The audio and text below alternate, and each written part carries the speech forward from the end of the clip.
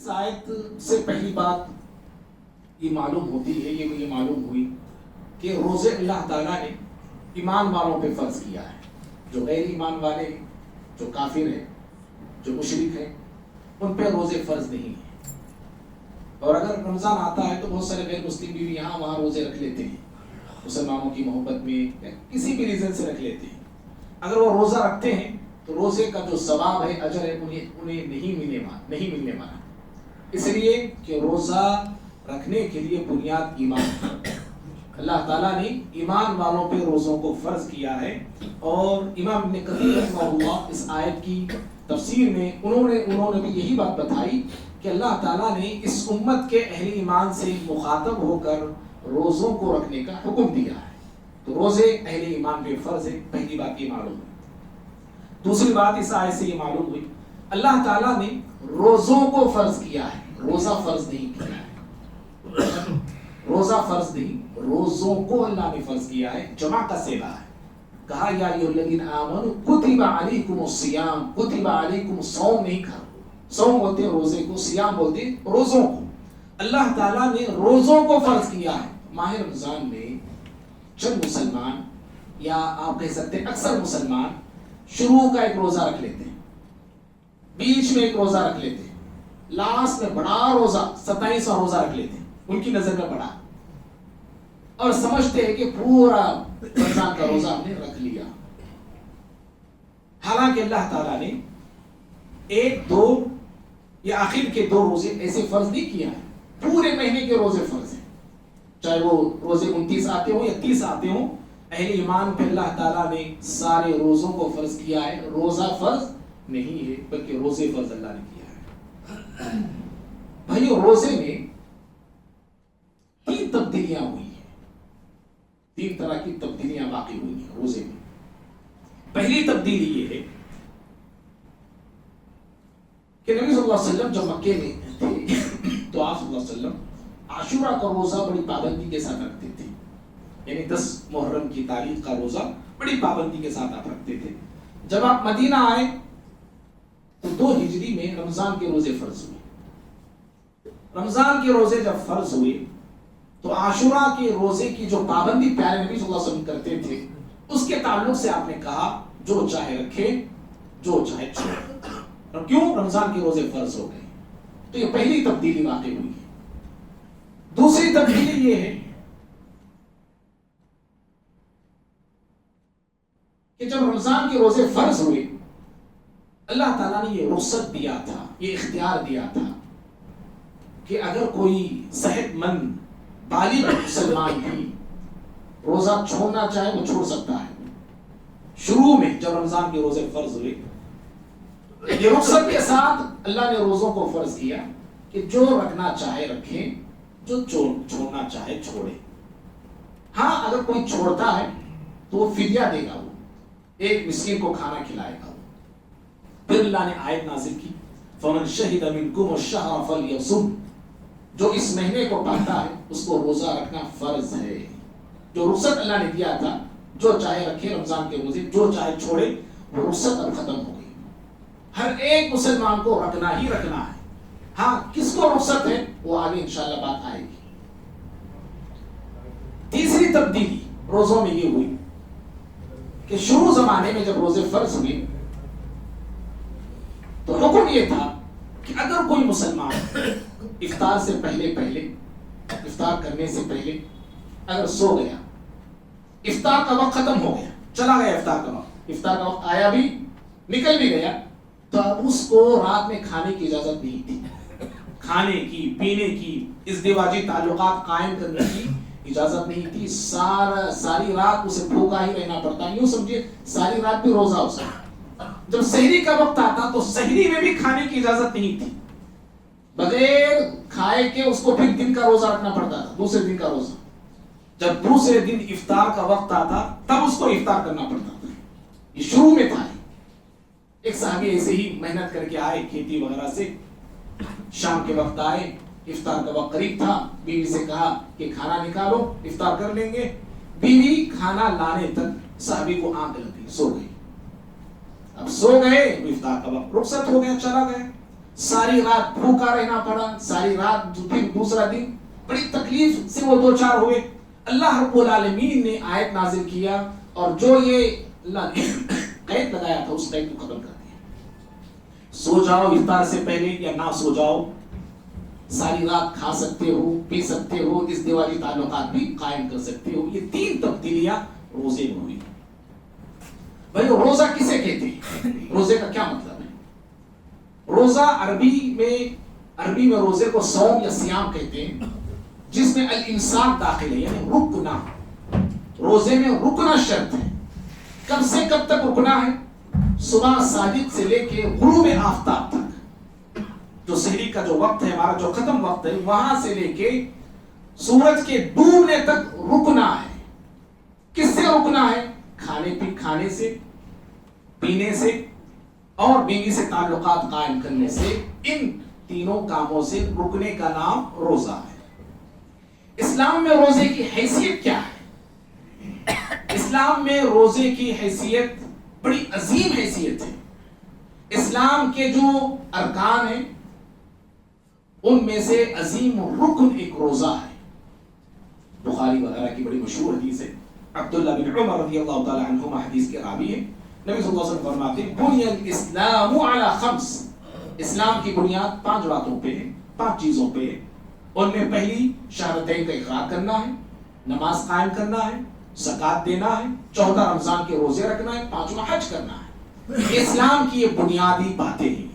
اور یہ حدیث اتنی عظیم ہے, ہمارے جو اہل علم ہیں, اہل علم کا مطلب ہم جیسے نہیں, جو گزرے ہوئے لوگ ہیں, ان کا کہنا ہے ھذا حدیث عظیم, یہ حدیث بہت عظیم ہے. اور امام نووی رحمہ اللہ اس حدیث کے حوالے سے کہتے ہیں یہ حدیث بڑی عظمت والی ہے اور دین کی بنیادی باتوں کو جاننے کی اصل ہے. یہ دین کی بنیادی باتیں آپ جاننا چاہتے ہیں, دین کا خلاصہ آپ جاننا چاہتے ہیں, دین کا نچوڑ آپ جاننا چاہتے ہیں, یہ حدیث ہے. دین کا پورا خلاصہ, دین اسلام کا پورا نچوڑ اس حدیث میں بیان کیا گیا. پہلی بات اس حدیث کے حوالے سے. دوسری بات, اس حدیث سے یہ بات معلوم ہوتی ہے اسلام کے جو 5 ارکان ہیں ان میں سے کسی ایک رکن کا بھی اگر کوئی شخص انکار کرتا ہے, کہتا ہے کہ شہادتین پڑھتا ہوں, میں ایک اللہ کے معبود ہونے کی گواہی دیتا ہوں, نبی صلی اللہ علیہ وسلم کے نبی ہونے کی گواہی دیتا ہوں, 5 وقت نماز پڑھنا میرے لیے مشکل ہے, میں نمازوں کو نہیں مانتا, انکار کسی ایک رکن کا بھی جان بوجھ کے انکار کرتا ہے, وہ کافر ہے. سمجھ رہے ہیں؟ کافر ہے. تیسری بات یہ ہے کہ اگر کوئی مسلمان انکار تو نہیں کرتا ہے, مانتا ہے نماز پڑھنا ہے, روزے رکھنا ہے, سب ہے, لیکن جان بوجھ کے چھوڑتا ہے نمازوں کو. زکات فرض ہے, جان بوجھ کے اڑا دیتا ہے.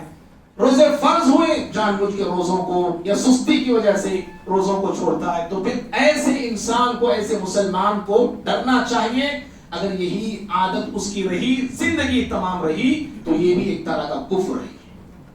یہ بھی ایک طرح کا کفر ہے.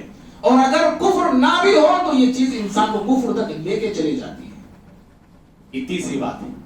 اور چوتھی بات اس حدیث کے حوالے سے یہ ہے, جو لوگ نماز پڑھتے ہیں, جو مسلمان نمازی ہیں, رمضان کے روزے رکھتے ہیں, زکات دیتے ہیں, حج اور عمرہ کرتے ہیں, ان مسلمانوں کے لیے ضروری ہے کہ ان عبادات کو کرنے سے پہلے, ان عبادات کو بجا لانے سے پہلے اپنی توحید کو درست کر لیں, اپنے عقیدے کو صحیح کر لیں.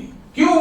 اس لیے کہ اسلام کے جو ارکان ہیں, 5 ارکان ہیں, ان میں سب سے پہلا رکن یہی ہے ایک اللہ رب العالمین کے معبود ہونے کی گواہی دینا.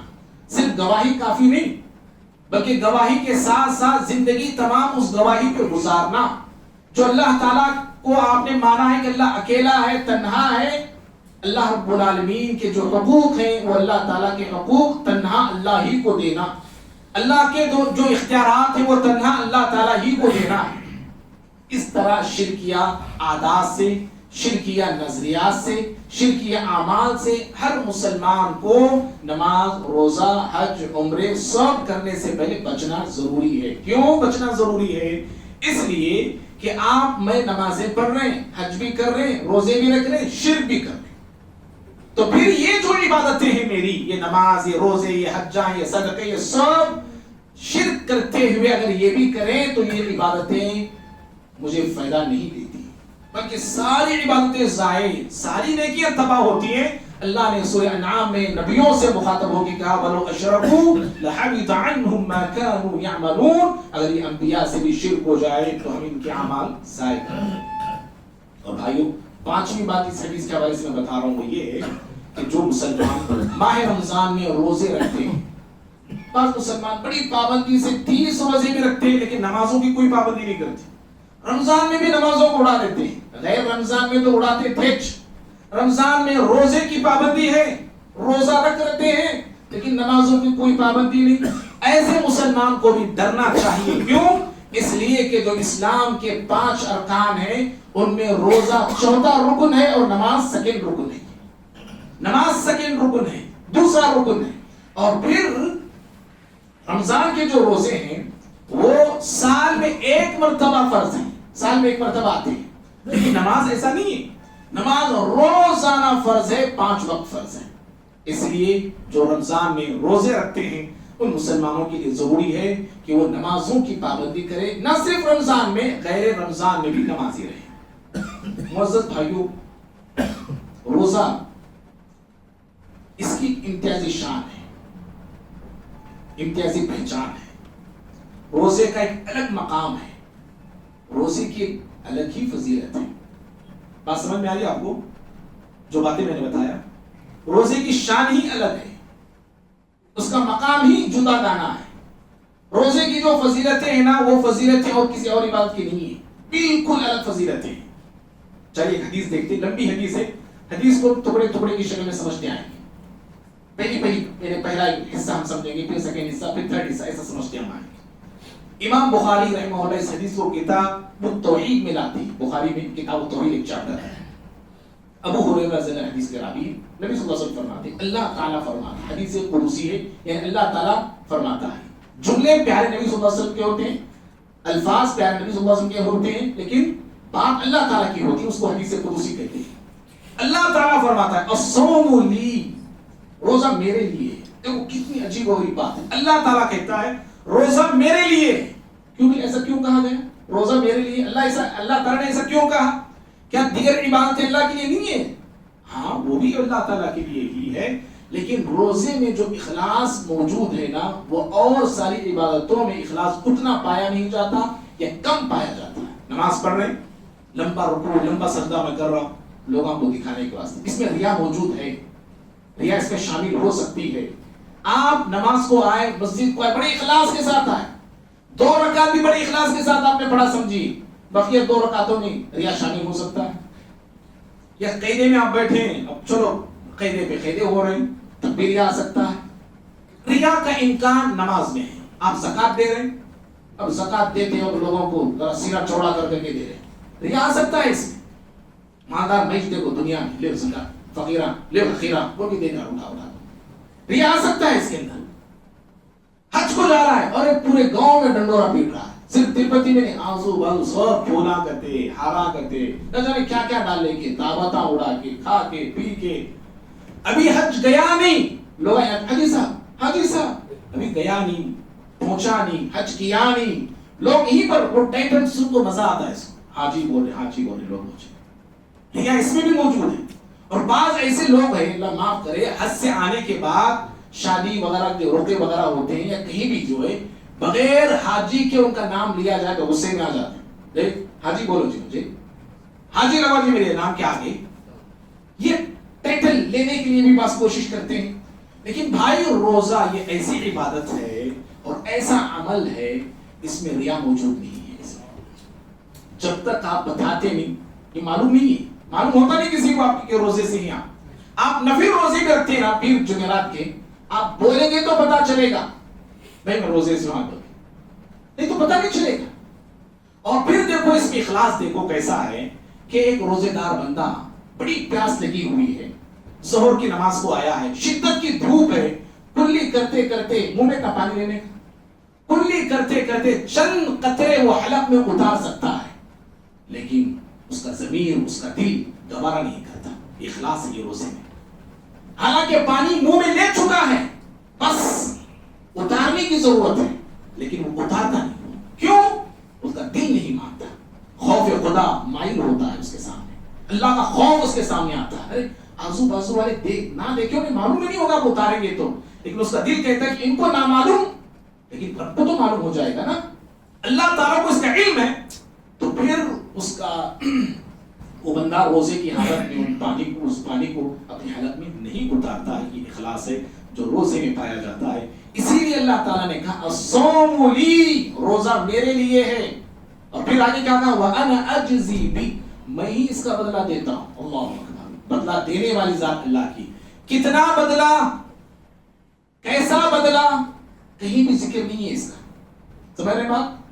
بدلہ کیا ملنے والا ہے، کیسا ملنے والا ہے، کتنا ملنے والا ہے معلوم نہیں. بدلہ دینے والے کو معلوم، بدلہ لینے والے روزے دار کو معلوم ہوگا. اللہ تعالیٰ کیا بدلہ دے گا وہ روزے دار کو بدلہ لیتے وقت ہی معلوم ہونے والا ہے. ہاں روزے دار کی جو عزت ہونے والی ہے آخرت کے دن، روزے دار کی جو تکریم اور تعظیم ہونے والی ہے اس کا ذکر حدیثوں میں آیا. بخاری ہی کی نبی صلی اللہ علیہ وسلم نے کہا کہ روزے دار کے لیے ایک خصوصی دروازہ ہے باب الریان کے نام سے، وہاں سے صرف اور صرف روزے داروں کو داخل ہونے کی اجازت دی جائے گی. اور پھر آگے اللہ تعالیٰ کہتا ہے حدیث قدسی میں یدا شہوتہ واکلہ وشربہ، روزے میں بندہ شہوت کو چھوڑتا ہے، کھانے کو چھوڑتا ہے، پینے کو چھوڑتا ہے. کیوں روزے میں کھانے کو چھوڑ رہا ہے؟ کیا کھانا نہیں ہے اس کے پاس؟ کیوں پانی کو چھوڑ رہا ہے؟ کیا پانی نہیں ہے اس کے پاس؟ کیوں چھوڑ رہا ہے؟ اس کا ریزن بتایا گیا حدیث میں من اجلی، اللہ کہتا ہے میرے لیے چھوڑتا ہے.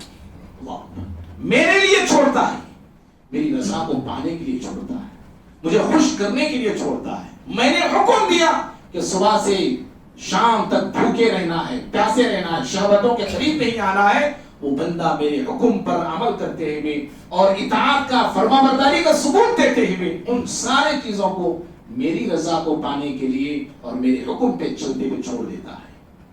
اور جب بندہ اللہ کے حکم پر کھانا پینا شہوت کے گناہ کے سارے کاموں کو چھوڑتا ہے تو اللہ رب العالمین ایسے روزے دار کی حفاظت کرتا ہے. جی ایسے روزے دار کی رب العالمین حفاظت کرتا ہے. اسی حدیث وہی حدیث ہے، ایک ہی حدیث ہے کنٹینیو جو چل رہی ہے. کیا حفاظت ہوتی ہے روزے دار کی؟ کہا الصیام جنہ، روزہ ڈھال ہے. کہا روزہ ڈھال ہے. ڈھال یہ جنگوں میں استعمال ہوتی ہے. ایک ہاتھ میں تلوار ہوتی ہے مجاہد کے یا لڑنے والے کے، دوسرے ہاتھ میں ڈھال ہوتی ہے. سامنے والا دشمن جو وار کرتا ہے اس ڈھال کے ذریعے اس وار کو روکتا ہے. روزے کے اندر یہ صفت پائی جاتی ہے. روزہ ڈھال ہے. یہ جو بھی گناہ ہماری طرف آتے ہیں، بھاگے آتے ہیں، یا میرا نفس گناہوں کی طرف مائل ہوتا ہے، گناہوں کی طرف جھکتا ہے، یہ روزہ ڈھال بن کے کھڑا ہو جاتا ہے. آنے والے گناہوں کو روزہ ڈھال بن کے روکتا ہے، روکتا ہے گناہوں کو. میں آپ دیکھتے ہوں گے روزے کی حالت میں کتنے ہی گناہ جو روزے سے پہلے، رمضان سے پہلے دھڑلی میں آپ کرتے تھے، ماہ رمضان میں احتیاط کرتے ہیں، رکتے ہیں، بچتے ہیں، دور رہتے ہیں. بخاری مسلم کی حدیث ہے. اسی لیے پیارے نبی صلی اللہ علیہ وسلم نے ان نوجوانوں سے کہا جو جسمانی طاقت تو رکھتے ہیں، مالی طاقت نہیں رکھتے شادی کی. جسمانی طاقت ہے، مالی طاقت نہیں ہے ان کے پاس شادی کرنے کے لیے.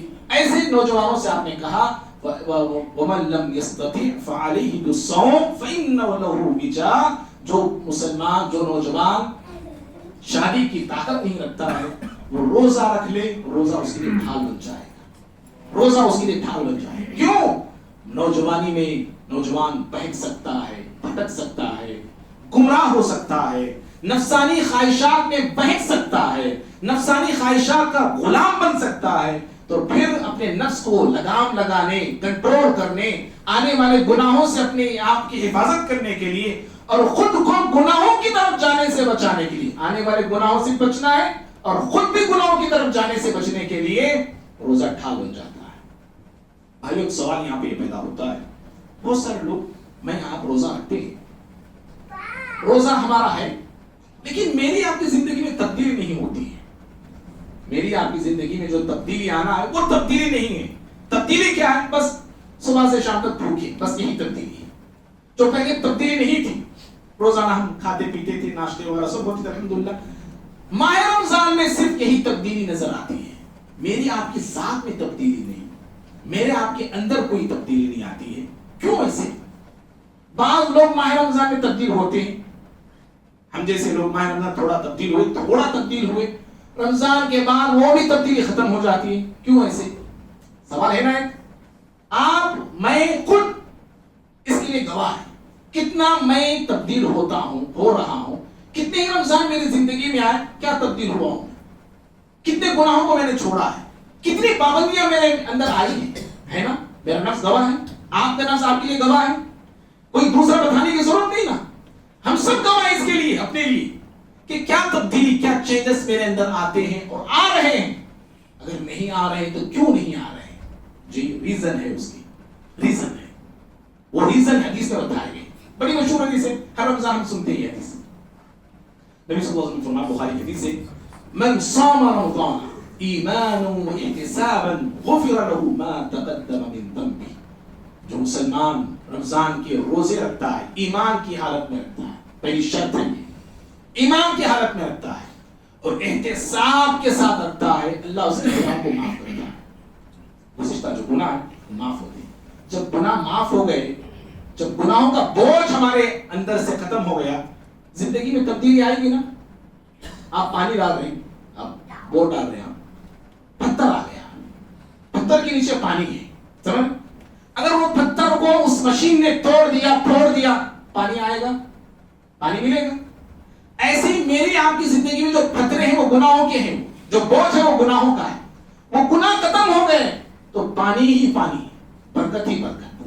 میری آپ کی زندگی میں ایسی برکت آئے گی. گناہ ختم ہونا شرط ہے. ختم ہونے کے لیے شرطیں کیا ہیں؟ کا ایمان. ایمان کیا ہے میرا آپ کا؟ اللہ کے حوالے سے اللہ دیکھ رہا ہے ایمان. اللہ سن رہا ہے ایمان. اللہ جان رہا ہے ایمان، ہے نا. لیکن یہ جو کیفیت ہے اللہ کے حوالے سے ماہ رمضان میں بہت زیادہ ہے. وہی ابو ہریرہ نے مثال دیا نا پانی کی. کلی کرتے وقت بھی وہ پانی ہم حلق سے نیچے نہیں لیتے. افطار کا وقت ہوا، 1 منٹ پہلے بھی افطار نہیں کرتے ہم لوگ. ہاتھ میں کھجور ہے لیکن منہ میں نہیں لیتے جب تک افطار کا وقت نہیں آ جاتا، نہیں ہو جاتا. جو اللہ کے حوالے سے ایمان ماہ رمضان میں پایا جاتا ہے، وہ رمضان کے بعد کیوں نہیں پایا جاتا؟ رمضان کے بعد وہ ایمانی کیفیت، وہ ایمانی حرارت میرے آپ کے اندر کیوں نہیں پائی جاتی؟ تو گویا کہ مطلب یہ ہوا کہیں نہ کہیں ہمارے ایمان میں کھوٹ جی موجود ہے، کہیں کمزوری ہے ہمارے ایمان میں، ہمارے ایمان میں خلل ہے.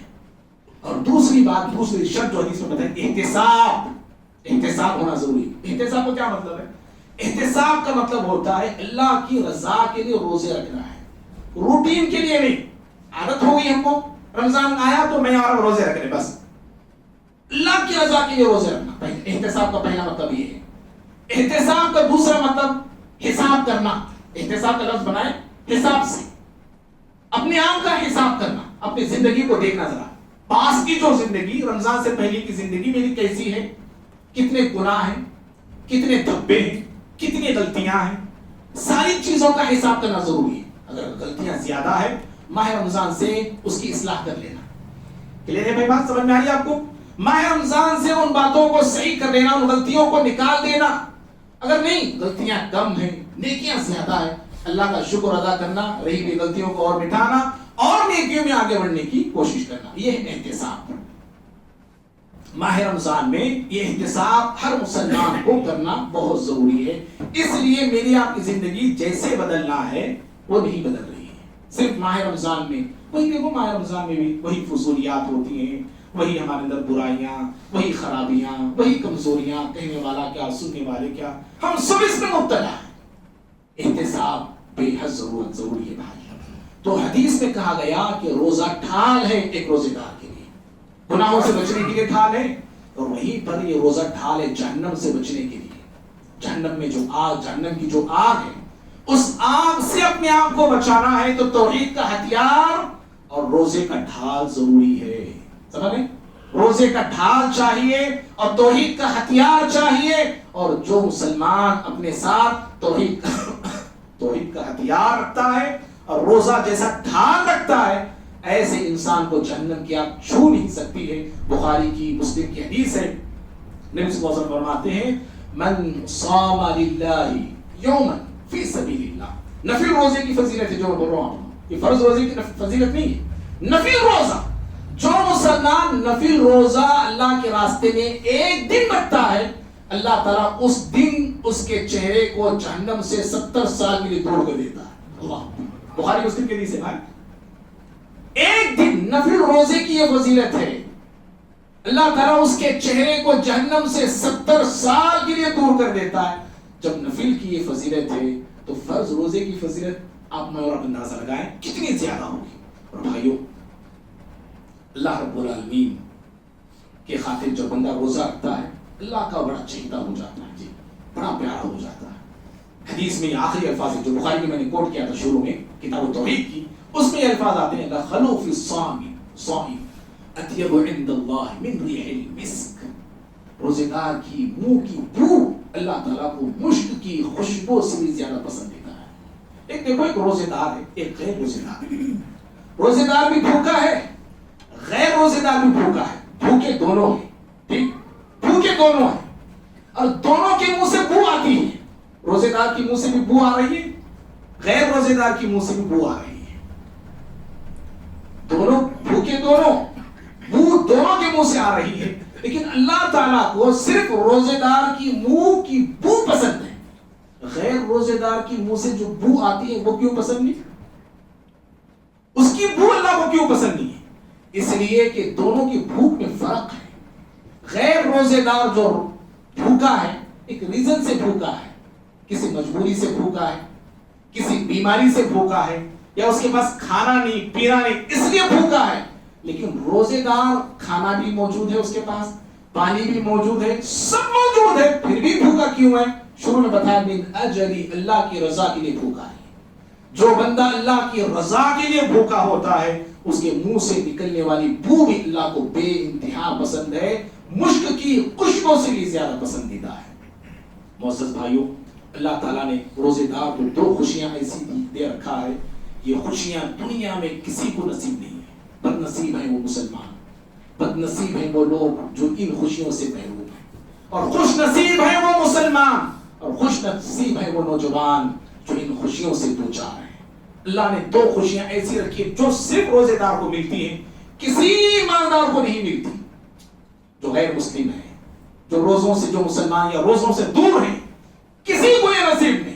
ارب پتی, کھرب پتی, نہ جانے کیا کیا رکھنے القابات رکھنے والے, ہمارے سی اما, ڈی اما, پی اما, سارے ان خوشیوں سے محروم ہیں. وہ خوشیاں اللہ صرف اہل ایمان کو دے رکھا ہے. اللہ کیا ہے وہ خوشی؟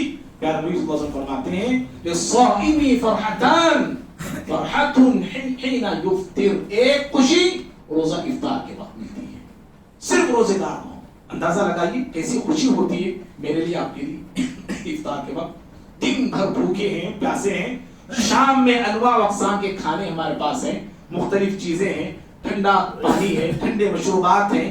کیا خوشی اللہ تعالیٰ دیتا ہے اس وقت روزے دار کو. اللہ اکبر. دوسری اور ساری نعمتیں اس کے سامنے ہو دنیا کی, لیکن جو خوشی اس کو ملتی ہے وہ اور نعمتوں کو پانے کے بعد نہیں ملتی ہے. پہلی خوشی ہے روزہ افطار کے وقت, اور دوسری خوشی زندگی کے اینڈنگ کے وقت. اللہ, روزہ اینڈ ہوتا ہے تب خوشی ملتی ہے, اور زندگی جب مومن کی اینڈ ہوتی ہے تب اسے خوشی ملتی ہے. جی آپ نے فرحت حین یلقا ربہ. دوسری خوشی جو ایک روزے دار کو ملتی ہے اس وقت ملتی ہے جب ملک الموت اس کے پاس نورانی شکل میں, نورانی صورت میں آتے ہیں اور آ کے اس سے مخاطب ہوتے ہیں, یا ایتھا النفس المطمئنہ, اے پاکیزہ, اے نیک روح, نکلنا نکلنا, ارجعی الی ربک. کہاں جانا ہے؟ کہاں تیرے رب کے پاس جانا ہے, تیرے رب کے پاس لوٹا. اتنی خوشی کے ساتھ وہ روح پاکیزہ روح نیک روح نکل پڑتی ہے. اس وقت اس مومن کو بے انتہا خوشی ہوتی. اسی حدیثوں میں آتا ہے, بخاری کی حدیث ہے یہ بھی, نبی صلی اللہ علیہ وسلم فرماتے ہیں جب ایک مسلمان, ایک مومن کا جنازہ ہوتا ہے, اس کو لے کے قبرستان کی طرف جاتے ہیں لوگ, وہ جنازے سے آواز آتی ہے قدمونی قدمونی, اے لوگوں جلدی لے کے چلو مجھے. اللہ اللہ, کہاں لے کے جا رہے ہیں؟ قبرستان لے کے جا رہے ہیں. مٹی کے نیچے ڈالنے والے, مٹی اس کے اوپر مٹی اس کے اوپر ڈالنے والے, لیکن اس کے باوجود وہ نیک میت کہتی ہے مجھے جلدی لے کے چلو، اور وہی بدکار گنہگار اور فاسق ہوتا ہے تو وہ یا کہتا ہے یا ویلہا، ہائے تباہی، ہائے بربادی، مجھے کہاں لے کے جا رہے ہو، کہاں مجھے لے کے جا رہے ہو، اتنا جو ہے وہ پریشان ہو جاتا ہے۔ یہ مومن کو جو دوسری خوشی ہوتی ہے رب سے ملاقات کے وقت خوشی ہوتی ہے۔ بھائیوں اسی لیے انبیاء کرام کی زندگیاں دیکھیے آپ، انبیاء کرام علیہ السلام رب سے ملاقات کو فوقیت دیتے تھے دنیا پر، دنیا کی تمام چیزوں سے بڑھ کے وہ رب العالمین کی ملاقات کو پسند کرتے تھے۔ کتنے ایسے واقعات ہیں، موسیٰ علیہ السلام کے پاس فرشتہ آیا روح قبض کرنے کے لیے، ہے نا واقعہ، ایک گھونسا مار دیا، بخاری حدیث ہے یہ بھی، فرشتہ چلے گیا، پھر دوبارہ آیا کہ دیکھیے اتنے سال آپ گائے کے پیٹ پہ آپ ہاتھ رکھیے، جتنے بال آپ کے ہاتھ میں آئیں گے اتنے سال آپ جی لینا۔ کہا اس کے بعد کیا؟ کہ پھر موت ہے، اور اس کی تو جب بھی موت ہے، کہا کہ میں رب سے ملاقات کے لیے ابھی تیار ہوں۔ خود پیارے نبی صلی اللہ علیہ وسلم کے بارے میں آتا ہے، یہ بھی حدیث بخاری کی ہے، نبی صلی اللہ علیہ وسلم نے کہا ایک بندہ ہے اللہ نے اس کو چوائس دیا، اختیار دیا ہے، وہ دنیا میں اور رہنا چاہے تو رہ سکتا ہے، لیکن اس بندے نے دنیا میں رہنے کو پسند نہیں کیا بلکہ رب سے ملاقات کو پسند کیا ہے۔ وہ کون تھے؟ وہ خود پیارے نبی صلی اللہ علیہ وسلم۔ رب سے ملاقات اتنی بڑی نعمت ہے، اور صحیح مسلم کے حدیث سے پیارے نبی صلی اللہ علیہ وسلم فرماتے ہیں من احب لقاء اللہ احب اللہ لقاءہ، جو مسلمان اللہ سے ملنا چاہتا ہے اللہ بھی ایسے مسلمان سے ملنا چاہتا ہے، اللہ اکبر، اللہ بھی ایسے مومن سے ملنا چاہتا ہے۔ ومن کرہ لقاء اللہ، جو اللہ سے ملنا نہیں چاہتا، وہ دنیا ہی میں رہنا چاہتا ہے، اللہ بھی ایسے بندوں سے ملنا نہیں چاہتا ہے۔ اللہ تعالیٰ مجھے بھی آپ کو بھی اللہ سے ملاقات رکھنے والے، اللہ سے ملاقات کی تمنا رکھنے والے بندوں میں اللہ ہم تمام کو شامل فرمائے۔ معزز بھائیوں، یہ روزوں کی فضیلت پر یہ چند باتیں تھیں جو میں نے آپ کے سامنے رکھا۔ کچھ مسائل تھے جو مسائل بتانا میں نے ضروری سمجھا تھا کہ روزہ کن کو معاف ہے، مسافر کو روزہ معاف ہے، پھر بعد میں قضا کر لے روزوں کی، بیمار کو روزے معاف ہے۔ ہاں بیمار میں دو طرح کے، ایک ٹیمپرری بیماری جیسے بخار ہے، پیٹ میں درد ہے، جب تک بیماری ہے وہ روزہ چھوڑ سکتا ہے، اور اس کے بعد جو روزے باقیہ رکھے گا بعد میں قضا کر لے گا۔ اور ایک ایسا بیمار ہے جو ہمیشہ بیمار ہو رہتا ہے، روزہ رکھے گا تو مر سکتا ہے یا بیماری بڑھ سکتی ہے، بوڑھے ہیں روزہ رکھنے کی طاقت نہیں ہے، ایسے لوگ فدیہ دیں گے۔ فدیہ کا ایک مسکین کا کھانا کھلانا ہے، روز ایک مسکین کو کھلانا ہے، یا 30 دن میں یا ایک دن میں 30 مسکینوں کو ایک ساتھ کھانا کھلا سکتے ہیں، کھانا نہیں تو اناج بھی دے سکتے ہیں۔ اور پھر جو مسائل میں جو ہے آکسیجن، یہ کیا بولتے ہیں، انجیکشن لے سکتا ہے، طاقت کا نہیں لینا، انجیکشن لے سکتا ہے بیماری کے لیے، آکسیجن لگا لے سکتا ہے، اور جسے استما ہے اسپرے وہ لے سکتا ہے، اور پھر اور دانتوں کا جو مسئلہ ہے، دانتوں میں درد ہے، دانت نکالنا وغیرہ ہے، روزے کی حالت میں دانت بھی نکالا جا سکتا ہے، شرط یہ ہے کہ خون اس کا حلق میں نہیں جانا چاہیے۔ آنکھ میں درد ہے دوا ڈال سکتے ہیں، کان میں دوا ڈال سکتے ہیں، لیکن ناک میں ڈالنے سے احتیاط برتنا چاہیے کیونکہ وہ دوا پیٹ میں جانے کے امکانات رکھ سکتی ہے۔ ایسے چند ایک مسائل تھے، پہلے میں نے موٹے جو ہے مسائل آپ کے سامنے رکھا۔ اللہ سے دعا ہے اللہ رب العالمین مجھے آپ کو سبھی کو ماہ رمضان کے روزے اللہ کی خوشنودی کے لیے رکھنے کی اللہ توفیق عطا فرمائے، اللہ رب العالمین کی رضا کو ہر وقت میں مقدم رکھنے والے بنائے، اور اللہ رب العالمین روزوں سے ماہ رمضان سے میری آپ کی زندگی میں تبدیلی آئے، تبدیلی پیدا ہو، اللہ تعالیٰ سے مسلمان ہم سب کو بنائے، اور اللہ رب العالمین ہم تمام کے رمضان کو انقلابی رمضان بنائے، اللہ تمام اہل ایمان کی مغفرت فرمائے، اور اللہ رب العالمین اہل فلسطین کی مدد فرمائے، آمین۔ اقول قولی هذا استغفر الله لي ولكم ولسائر المسلمين من كل ذنب فاستغفروه انه هو الغفور الرحيم۔